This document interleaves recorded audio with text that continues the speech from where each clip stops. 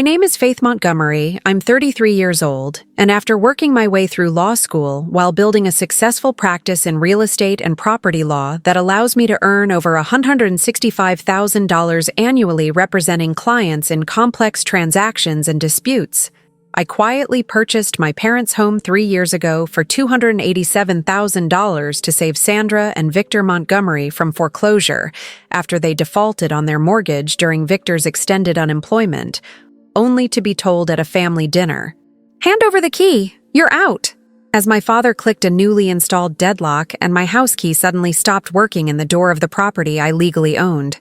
What my parents didn't understand as they locked me out of my own home was that their resentment about depending on their daughter for housing had just escalated into multiple felonies including illegal eviction, trespassing, and housing fraud, and that their attorney, Gerald Hoffman, was about to deliver the most devastating phone call of his legal career when he discovered his clients had illegally changed locks on property owned by someone else, specifically, the real estate attorney daughter.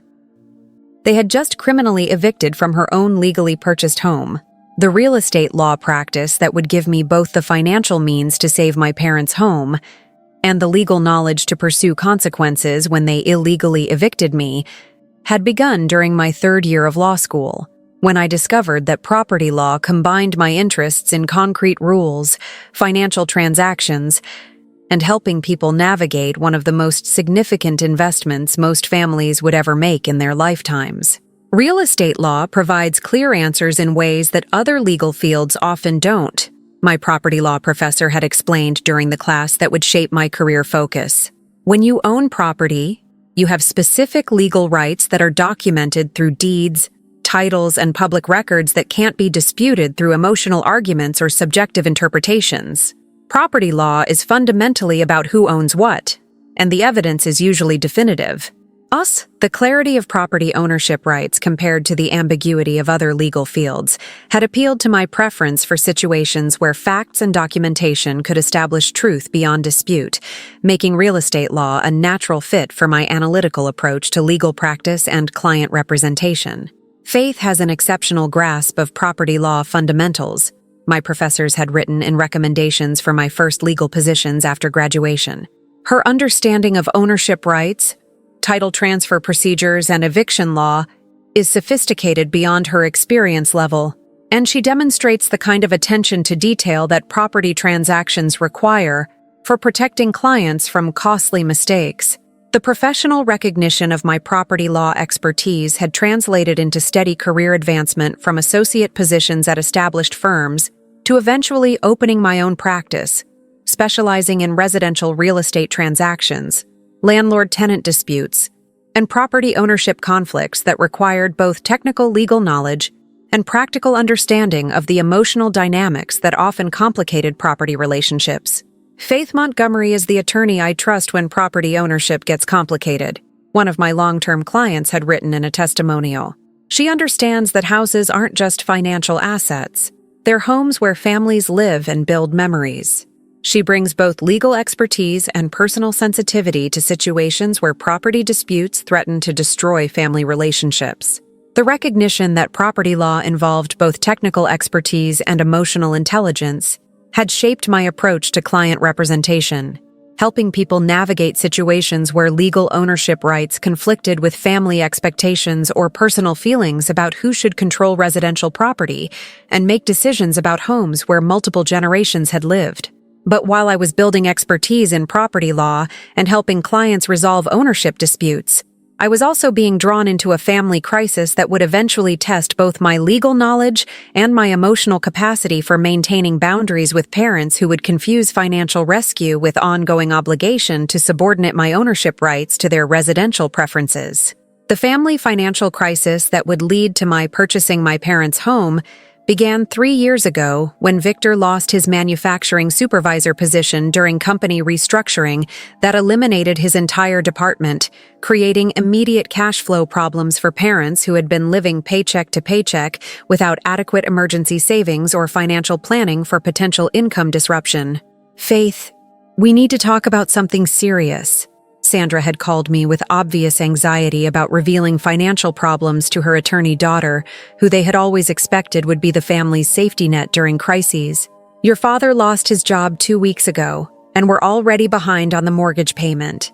We don't know how we're going to keep the house."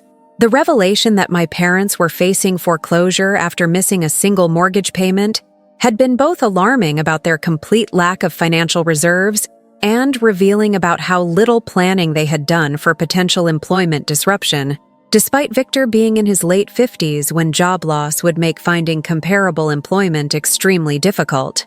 "How far behind are you on the mortgage?"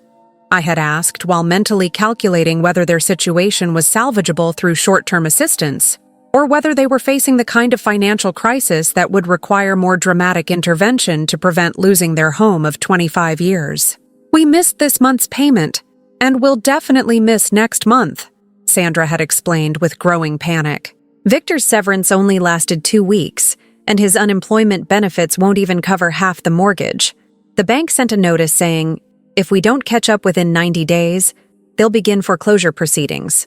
The timeline of 90 days until potential foreclosure had created urgent pressure for finding solutions that would either help my parents avoid default or protect the family home through alternative ownership arrangements that would allow them to continue living there while I took on the financial obligations they could no longer maintain. "What are your options for employment?" I had asked Victor during follow-up conversations about their financial situation. "Are there comparable positions available in your field? Or will you need to consider different types of work that might pay less but provide some income while you search for better opportunities?" "There aren't any supervisor positions available," Victor had replied with obvious frustration about the local job market. "All the manufacturing companies are downsizing or moving operations overseas. I've applied for dozens of positions, but no one wants to hire someone my age when they can get younger workers for lower salaries." The realistic assessment that Victor would struggle to find comparable employment in his late 50s was both practically accurate and strategically concerning, since it meant their mortgage default wasn't a temporary cash flow problem, but rather a fundamental change in their financial capacity that would require long-term solutions rather than short-term assistance. "I could help with a few mortgage payments," I had initially suggested while exploring options that would provide temporary relief without requiring me to take on permanent financial obligations. "That would give you time to find employment or explore other income sources while avoiding immediate foreclosure threats." "A few payments won't be enough," Sandra had replied with accurate assessment of their situation. "Victor's unemployment could last months or even years. We need a long-term solution, not just temporary help that delays the inevitable loss of our home." The acknowledgement that they needed long-term solution rather than temporary assistance had been the beginning of conversations that would eventually lead to my purchasing their home, though at the time I hadn't fully understood how that financial rescue would create resentment and entitlement, rather than generating the gratitude and appreciation I had naively expected from parents whose home I was saving from foreclosure. Have you ever rescued family members from financial disaster only to discover that your generosity created resentment rather than gratitude? Because people would rather lose their home than acknowledge depending on someone they believe should have less power than they do? That's exactly what would happen as my purchase of my parents' home transformed from grateful acceptance of help into 3 years of treating me like an unwelcome presence in property I legally owned. The decision to purchase my parents' home, rather than simply providing temporary mortgage assistance, had been based on both financial practicality and family preservation, since buying the property would allow them to continue living there while eliminating their mortgage obligations and preventing the foreclosure that would have destroyed their credit and forced them to find rental housing they couldn't afford on Victor's unemployment benefits. "I'll buy the house," I had told my parents during the conversation that would establish the legal arrangement that would eventually lead to my being illegally evicted from my own property. "I'll pay off your mortgage, and you can continue living there without monthly housing costs while Victor looks for employment. It's a clean solution that protects the family home and gives you financial stability." The proposal to purchase their home had been presented as a generous rescue that would solve their immediate crisis while maintaining their ability to live in the house where they had raised their family, though I had also made clear that the legal ownership would transfer to me rather than being some kind of informal arrangement where I paid their bills while they maintained control. "You would own the house?" Sandra had asked with obvious discomfort about the ownership transfer, even though it was the only legal way to execute the transaction that would save them from foreclosure. "We would be living in your house instead of our own home?" "Yes, I would own the house," I had confirmed with clarity about the legal arrangement. "That's how home purchases work. I would pay off your mortgage, take title to the property, and you would live there rent-free as my guests rather than as owners with mortgage obligations you can't maintain." The explanation of basic property ownership had apparently been insufficient preparation for the emotional reality of living in a home they had owned for decades, but which was now legally mine, creating psychological tensions that would fester for 3 years before exploding into the illegal eviction that would force legal consequences. "We appreciate the help," Victor had said with obvious reluctance about accepting housing assistance from his attorney daughter. "But we expect this to be temporary just until I find new employment and can buy the house back from you. We're not comfortable with you owning our family home permanently." The expectation that the arrangement would be temporary despite Victor's realistic unemployment prospects had been the first indication that my parents were constructing narratives about the property transaction that didn't match legal or financial reality, treating my purchase as a loan rather than recognizing it as a permanent ownership transfer that saved them from foreclosure. "This isn't a loan," I had clarified during the transaction discussions. "I'm purchasing the property at fair market value using my own funds and a mortgage in my name. You'll continue living there, but the house will belong to me legally and permanently unless we negotiate some future repurchase, which would require you to qualify for a new mortgage based on your income and credit."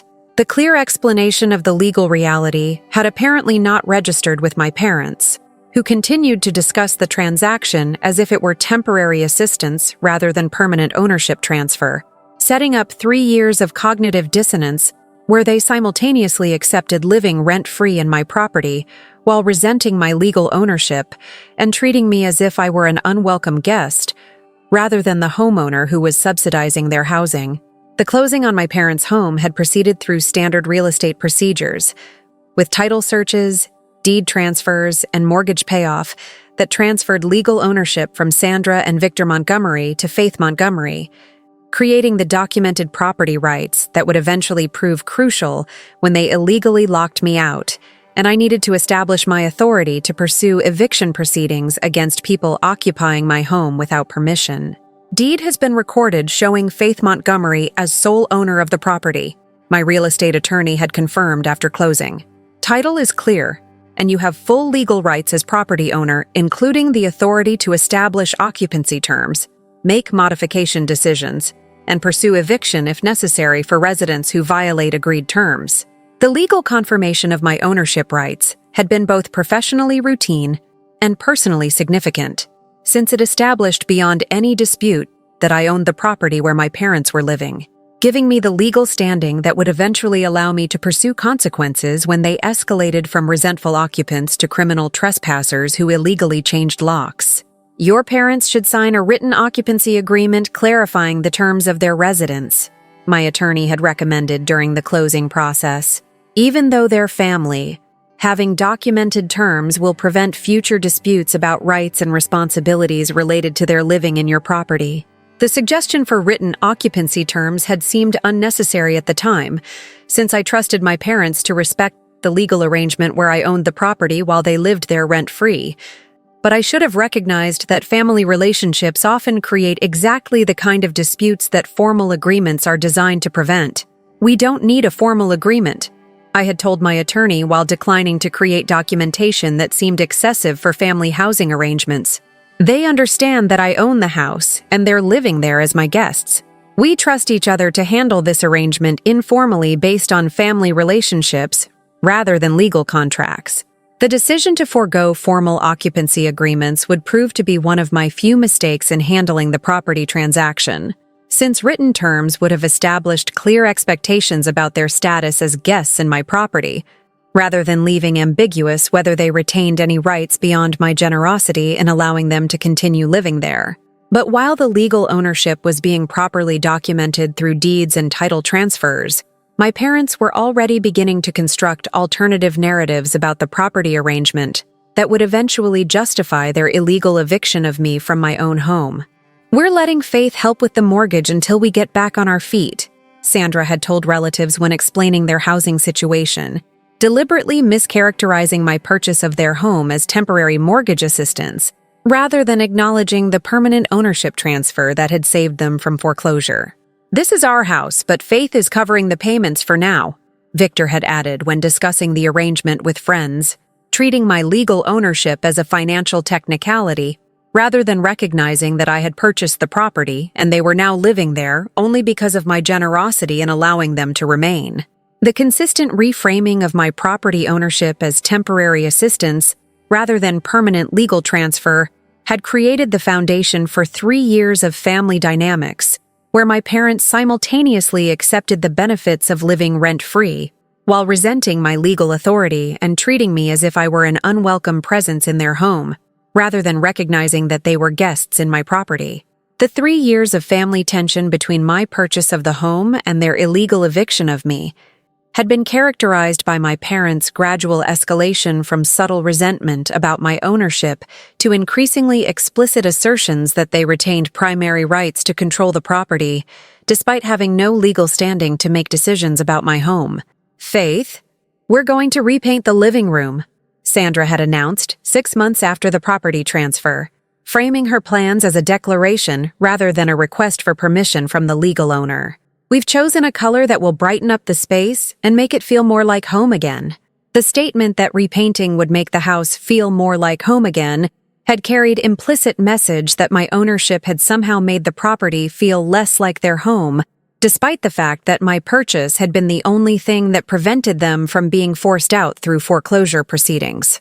"You should ask before making modifications to my property," I had replied with reasonable assertion of ownership rights. "I don't object to repainting, but as the homeowner, I need to approve any changes to the house rather than you making unilateral decisions about modifications." "It's just paint," Victor had responded with obvious frustration about my asserting authority over property decisions. "We're not asking for permission to do basic maintenance and improvements to our home. We've lived here for 25 years, and we know what the house needs better than you do." The characterization of the property as our home, despite having no legal ownership, and the assertion that they didn't need permission for modifications, had been early indicators that my parents were rejecting the legal reality of my ownership in favor of narratives where their long residence gave them superior rights to control property decisions. "This is my home, not your home," I had clarified with legal accuracy. "I own the property, and you're living here as my guests.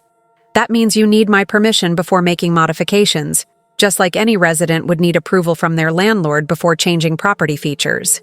The direct statement that they were guests rather than owners had created obvious anger in my parents, who viewed that accurate characterization as insulting rather than recognizing it as a straightforward description of their legal status in relationship to property I owned.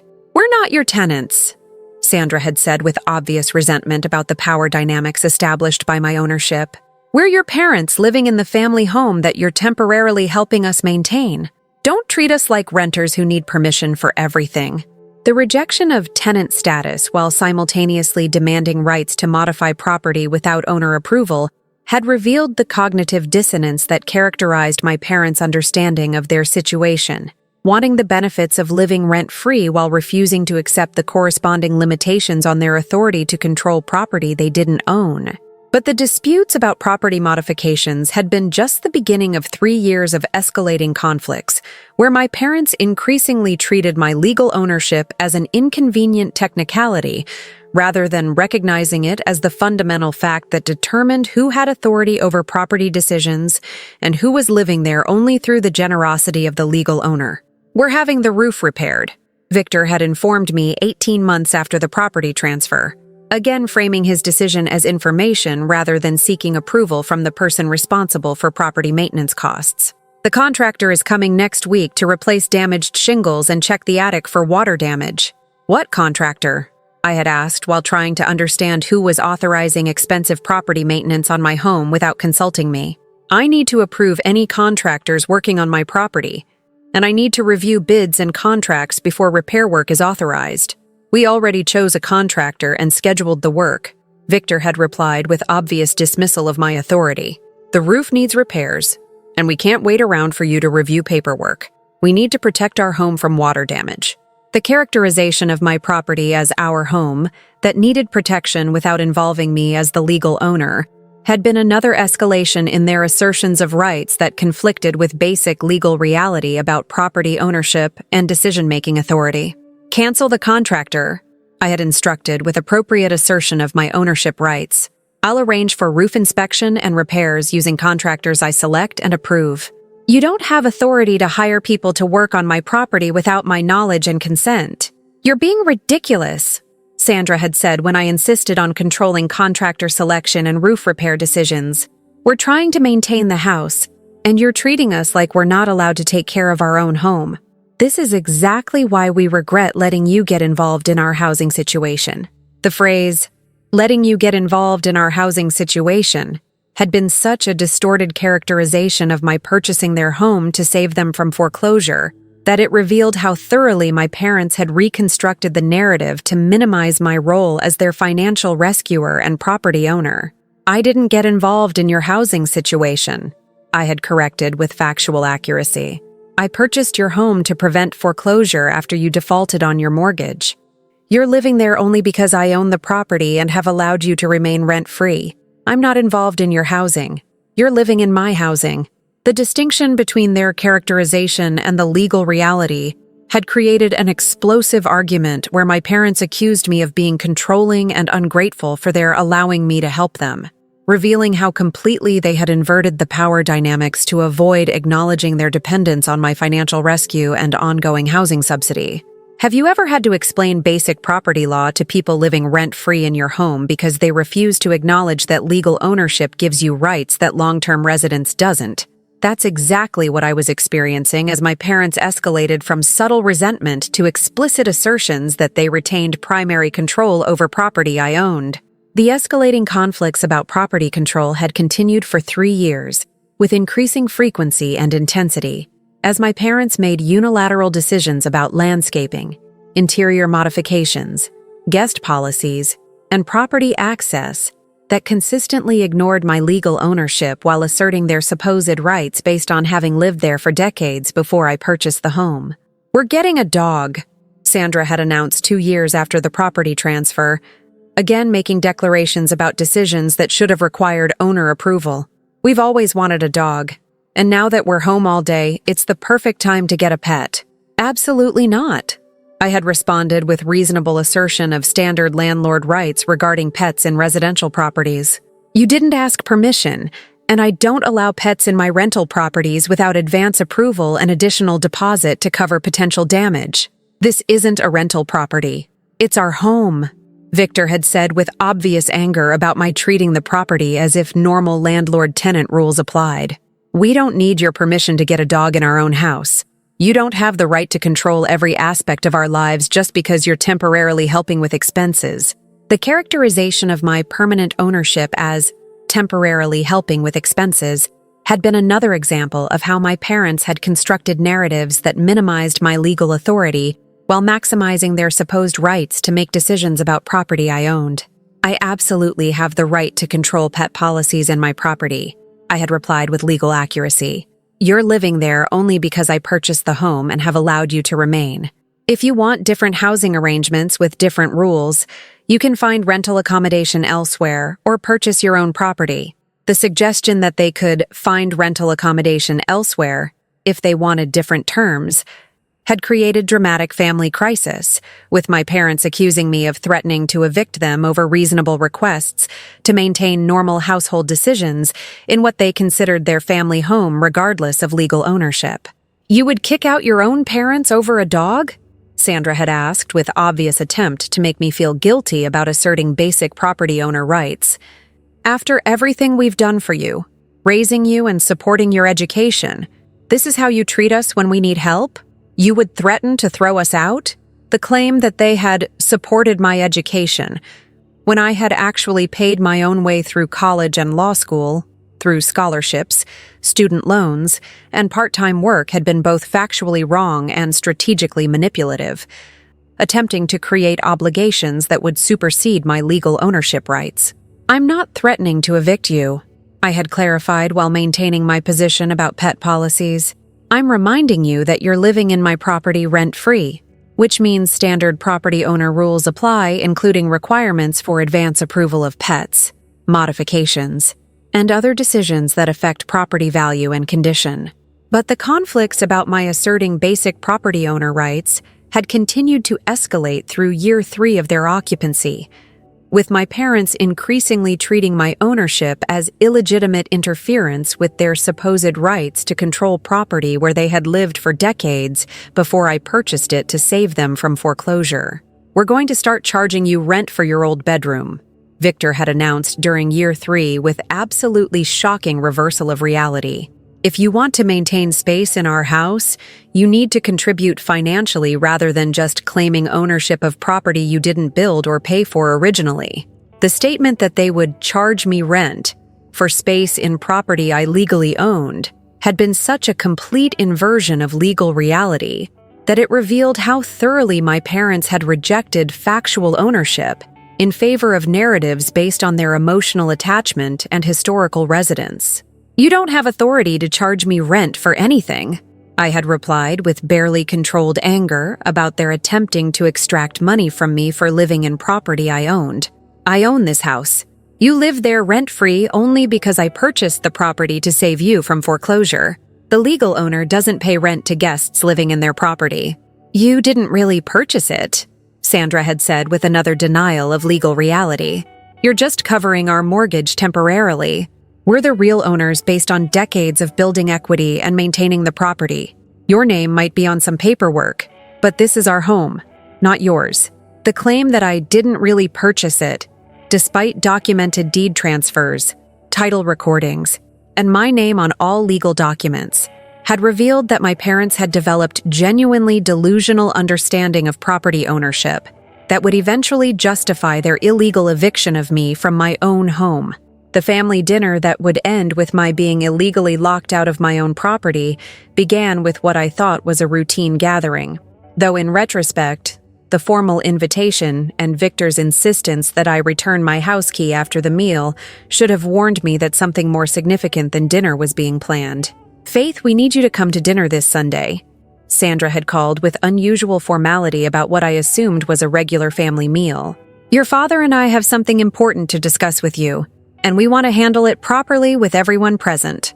The phrase, handle it properly, had carried implications that I should have recognized as warning signs that my parents were planning some kind of formal confrontation rather than just sharing a meal, but I had been too focused on my own work obligations to analyze the significance of their invitation's unusual tone and structure.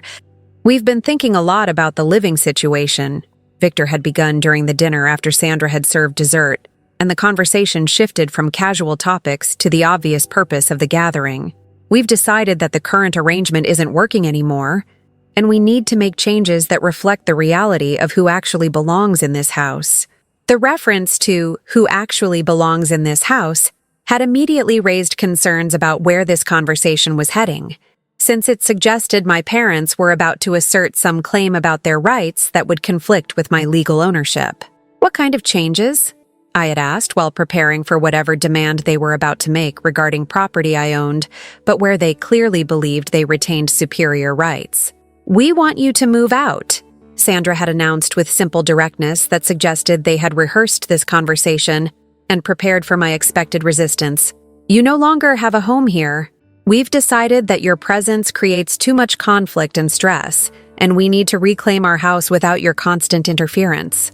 The statement that I no longer have a home here, while discussing property I legally owned, had been so completely disconnected from legal reality that I initially couldn't process what they were actually suggesting, that they intended to exclude me from my own property while continuing to live there themselves. This is my house, I had replied with factual statement. I purchased it 3 years ago to save you from foreclosure. You're living here only because I own the property and have allowed you to remain rent-free. You don't have authority to tell me I can't enter my own home. We're taking back control of our home," Victor had said with obvious preparation for this moment. "Your ownership was always supposed to be temporary, and we've decided that the temporary period is over. You need to hand over the key and accept that you no longer have access to this property." The demand that I hand over the key to property I owned had been delivered with such confidence that it suggested my parents genuinely believed they had legal authority to exclude me from my own home, apparently confusing their emotional attachment and historical residence with actual property rights that were clearly documented in my favor. "Hand over the key. You're out," Victor had continued while reaching for the key I had to my front door. "We've changed the locks, and your old key doesn't work anymore anyway. We're making this official. You don't live here, you're not welcome here, and you need to accept that this is our home, not yours." The revelation that they had already changed the locks before even having this conversation had transformed their demand from theoretical power struggle into actual illegal eviction, since they had physically prevented the legal property owner from accessing her own home. "You changed the locks on my house?" I had asked while trying to understand the magnitude of the legal violation they had just admitted to committing. "You physically prevented the legal owner from accessing her own property?" "We changed the locks on our house to keep you from interfering with our lives," Sandra had corrected with complete rejection of legal ownership reality. "This is our property, based on decades of residence and maintenance. Your temporary financial help doesn't give you permanent rights to control our home." The characterization of my legal purchase as temporary financial help that didn't create permanent rights had revealed such fundamental misunderstanding of property law that I realized explaining legal reality would be futile. They had constructed narratives that justified their illegal actions regardless of what deeds and titles actually documented. "I'll be pursuing legal remedies for this illegal eviction," I had said while standing to leave the dinner where my parents had criminally excluded me from my own property. "You've admitted to changing locks on property you don't own to prevent the legal owner from accessing her home. That's illegal eviction at minimum, and potentially rises to criminal trespass and housing fraud. Go ahead and sue us," Victor had replied with obvious confidence that he had legal standing for his actions. "Our attorney says we have rights based on adverse possession and long-term residence. Your ownership was always questionable, and we're prepared to fight this in court if necessary." The reference to their attorney supposedly supporting their position had added another layer to their delusion, since any competent attorney would immediately recognize that they had no legal basis for excluding me from property I owned, and that their actions constituted serious legal violations. "Your attorney is about to have a very bad day," I had replied while walking away from my parents' home, my legal home, that I could no longer access because of illegal lock changes. "When he discovers what you've done, he's going to explain exactly how much legal trouble you're in, and he's going to recommend you restore my access immediately before criminal charges are filed." But as I drove away from the property I owned and could no longer enter because of my parents' illegal actions, I was also calculating the legal response that would teach them the expensive lesson about the difference between living somewhere and actually owning it. The legal response to my parents' illegal eviction began immediately after I left the dinner where they had locked me out of my own property, with calls to my real estate attorney to document what had occurred and initiate proceedings that would establish my legal ownership and pursue remedies for their criminal actions in changing locks and excluding me from my home. "Your parents committed illegal eviction when they changed locks to prevent your access to property you own," my attorney confirmed after I explained what had happened. "That's a serious violation of property rights that justifies immediate legal action, including forced entry, police assistance, and potential criminal charges depending on how they respond to legal notice." The confirmation that my parents' actions constituted illegal eviction was both legally reassuring and emotionally validating, since it established that my understanding of property law was correct and their belief that they could exclude me from my own home was completely baseless, regardless of what their attorney supposedly told them. "We should send formal legal notice demanding immediate restoration of your access rights," my attorney continued while outlining the legal strategy. "If they refuse, We can pursue forced entry with police escort to establish your ownership rights, and we can file criminal complaints for illegal eviction and trespassing. The comprehensive legal remedies available for my parents' illegal actions were both extensive and appropriate given the severity of excluding a property owner from her own home, though I also recognized that pursuing all available remedies would permanently destroy whatever remained of my family relationships. I want to file formal eviction proceedings against them, I had told my attorney while deciding that people who illegally locked me out deserved to lose their housing entirely rather than just being forced to restore my access. They've been guests in my property for 3 years, and they've now demonstrated they can't be trusted to respect basic legal boundaries. I want them removed from my home completely. The decision to pursue formal eviction rather than just forcing restoration of my access was both legally appropriate and personally significant, since it represented my recognition that my parents' illegal actions had ended any obligation I had to continue providing them free housing and property I owned. Eviction is definitely warranted based on their conduct, my attorney had agreed. Illegal lock changes and exclusion of the property owner constitute material breaches of their occupancy rights. We can file eviction proceedings immediately and seek expedited hearing based on their illegal conduct. The legal strategy that would force my parents from my home was being developed while they apparently believed they had successfully excluded me from property they thought they controlled, setting up the dramatic moment when their attorney would deliver devastating news about the massive legal mistake they had made. 7 days after my parents illegally locked me out of my own home, their attorney Gerald Hoffman sent them an urgent email with the subject line, "Please call at once. There's an issue," as he discovered through title search and property records that his clients had illegally evicted the actual property owner from her own home. "Sandra and Victor, I need to speak with you immediately," Gerald's voicemail message had apparently said according to later reports. "There's a serious problem with the property situation you described, and we need to discuss your legal exposure before this escalates further. Call me as soon as you receive this message." The urgent tone of Gerald's contact was apparently ignored initially by my parents, who believed their attorney was calling to confirm their rights to exclude me from their property, rather than understanding that he had discovered they had committed serious legal violations. "Gerald, we got your message," Sandra had reportedly said when she finally returned his call 12 hours later. "What's the issue? We're prepared to fight Faith's claims about ownership. We have documents showing we lived there for 25 years before she got involved." The confidence that they had documentation supporting their position had apparently shocked Gerald, who had spent those 12 hours researching property records and understanding the full scope of his client's legal exposure. "Sandra, who owns the property at 1847 Maple Street?" Gerald had asked with the kind of question that attorneys use when they already know the answer and are testing whether their clients understand reality. "Victor and I own it," Sandra had reportedly replied with complete confidence. "We've lived there for 25 years, and we recently changed the locks to exclude Faith, who was claiming ownership based on some temporary financial arrangement." "Sandra, Faith Montgomery is listed as the sole owner on the property deed," Gerald had apparently explained with growing understanding of the disaster his clients had created. "She purchased the property 3 years ago through standard title transfer. The deed is recorded with the county showing her as sole owner. You and Victor are not listed anywhere as having ownership interest.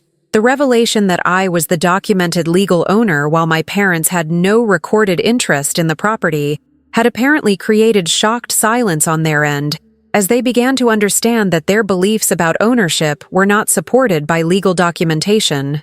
"That can't be right," Victor had reportedly interjected after Sandra put the call on speaker. "We owned that house for 25 years before Faith got involved. Her name might be on some temporary paperwork, but we're the real owners based on decades of residence and property maintenance." "Victor, property ownership is established through deeds and title records, not through residence history or maintenance activity," Gerald had explained with obvious patience for clients who fundamentally misunderstood basic property law. "Faith legally owns the property. You have no ownership interest. You're living there only as occupants of her property." The explanation of basic property law to people who had spent 3 years rejecting legal reality in favor of narratives about their supposed rights had apparently still not created full understanding of their legal situation. What about adverse possession? Sandra had asked while grasping for any legal theory that might support their position. We've lived there for years and maintained the property. Doesn't that give us ownership rights that override whatever paperwork Faith filed? Adverse possession requires hostile occupancy for a statutory period. In this state, 20 years, Gerald had explained. You were living there with Faith's permission as the legal owner. That's not hostile occupancy. You have no adverse possession claim. You're simply occupants of her property without any legal rights beyond what she grants you. The comprehensive rejection of my parents' legal theories was apparently beginning to create understanding that they were in serious legal trouble, rather than being rightful property owners defending their home from illegitimate claims. Gerald, what does this mean for our situation? Victor had asked with growing panic. We changed the locks to keep Faith out of our house. If she's claiming ownership, does that create problems for us? Victor, she's not claiming ownership. She has ownership, Gerald had corrected with obvious frustration. And yes, changing locks to exclude the property owner from her own home creates enormous problems.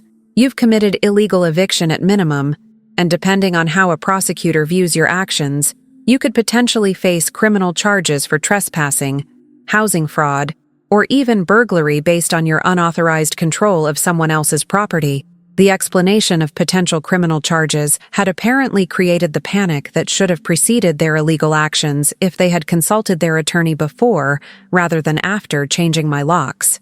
We didn't know she actually owned it, Sandra had said in what would become their primary defense. She said she was helping with our mortgage, and we thought it was temporary financial assistance. We didn't understand she had actually purchased the property. Did you attend the closing where you signed documents transferring the deed to Faith?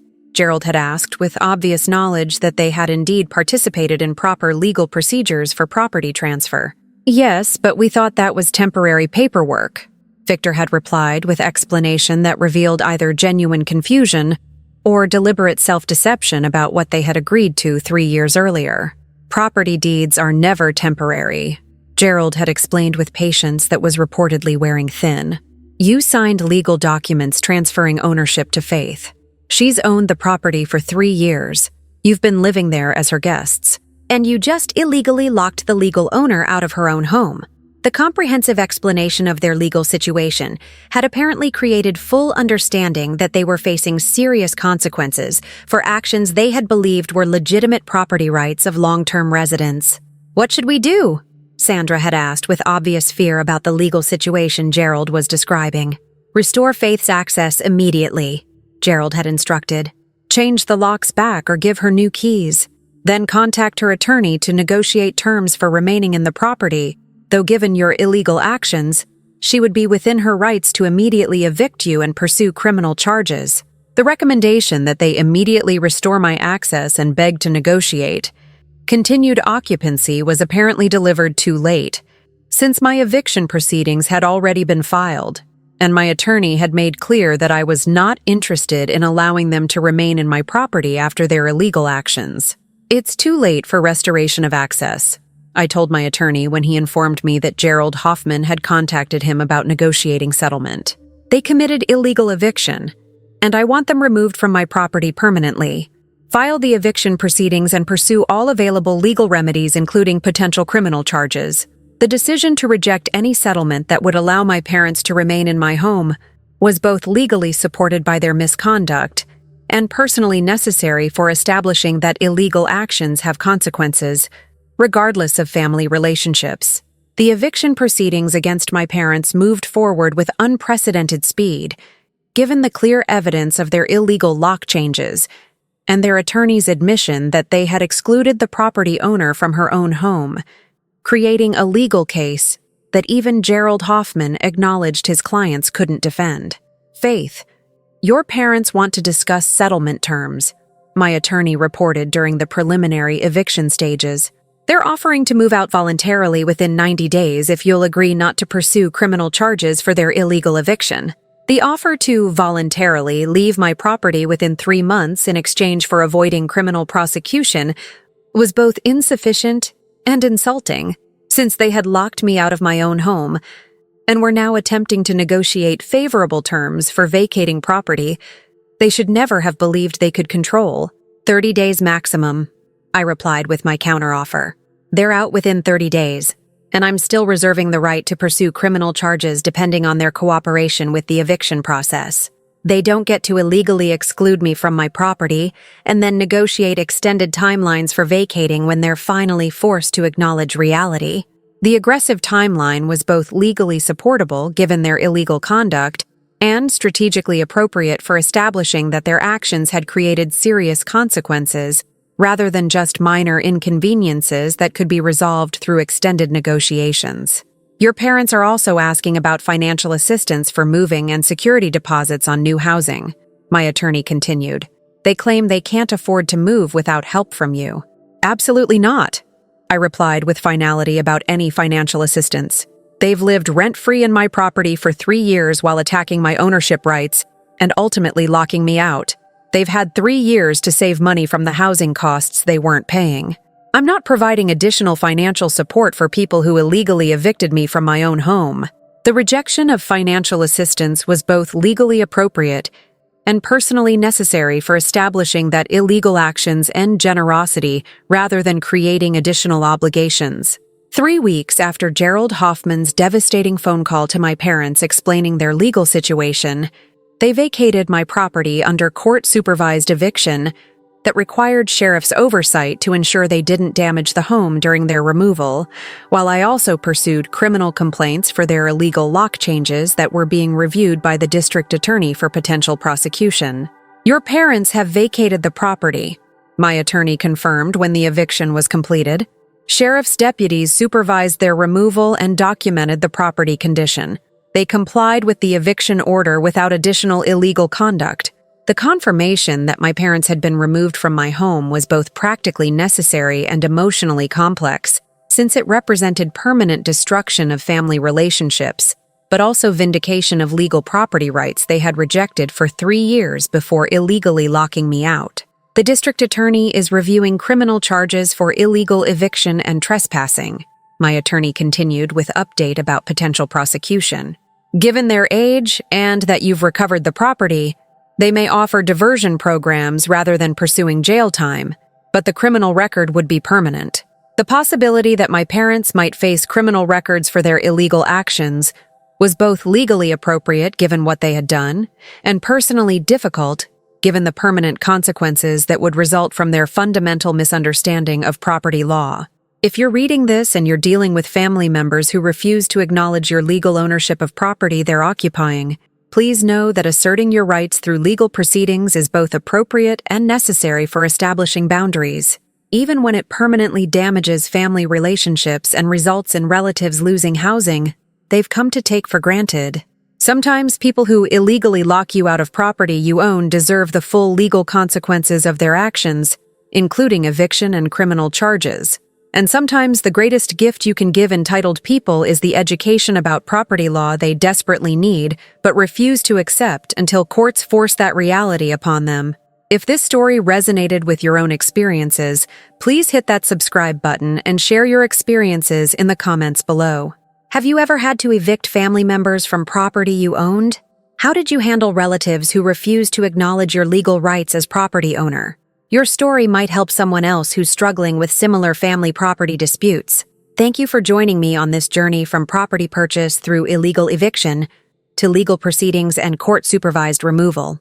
Remember that your property ownership rights are legally protected regardless of family relationships, and people who illegally exclude you from your own home deserve the legal consequences that come from confusing long-term residence with actual ownership. See you in our next story here at Her Sweet Revenge.